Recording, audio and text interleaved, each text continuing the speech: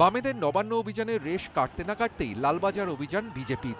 রাজ্যের আইন শৃঙ্খলা, পুরভোটে সন্ত্রাস সহ একাধিক অভিযোগে এবার ঝাঁপাতে চলেছে গেরুয়া শিবির।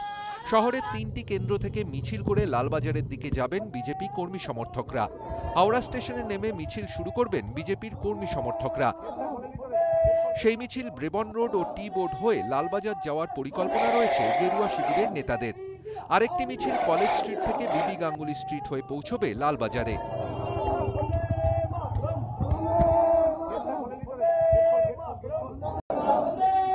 শিয়ালদা স্টেশনেও বিজেপি কর্মী সমর্থকদের জমায়েত হবে। এসএন ব্যানার্জি রোড হয়ে ধর্মতলার ওয়াই চ্যানেলে জমায়েত করবেন বিজেপি কর্মী সমর্থকরা।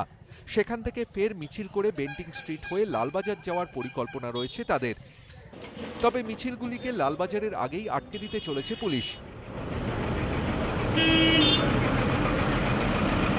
হাওড়া স্টেশন থেকে আসা মিছিলটিকে টি বোর্ডে আটকে দেওয়া হবে। কলেজ স্ট্রিট ও বিবি গাঙ্গুলি স্ট্রিট থেকে আসা মিছিলটিকে আটকে দেওয়া হবে ফিয়ার্স লেনে। শিয়ালদা থেকে এসএন ব্যানার্জি রোড হয়ে আসা মিছিলটিকে আটকে দেওয়া হবে বেন্টিং স্ট্রিটের মুখেই। লালবাজার অভিযানের জমায়েত নিয়ে আশাবাদী বিজেপি নেতারা।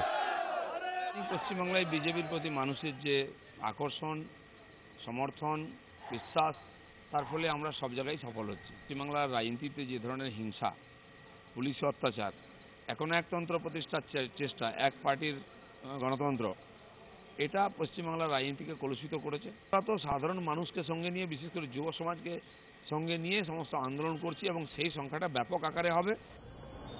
লালবাজার অভিযান নিয়ে সতর্ক পুলিশ। অপ্রীতিকর ঘটনা এড়াতে নজিরবিহীন ব্যবস্থা নেওয়া হয়েছে। তৈরি করা হবে ত্রিস্তরীয় নিরাপত্তা। পুলিশের পাশাপাশি থাকছে র্যাফ ও কমান্ডো। বামেদের নবান্ন অভিযানের মতো মোতায়েন থাকবে রোবোকপও। দায়িত্বে থাকবেন ডিসি ও এসি পদমর্যাদার অফিসাররাও। থাকছে এইচআরএফএস ও আরএফএস। মোতায়েন থাকবে কুইক রেসপন্স টিম, জলকামান।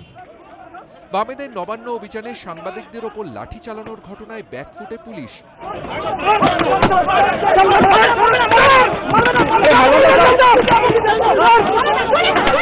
সে কারণে এবার আগে থেকেই সতর্ক লালবাজার।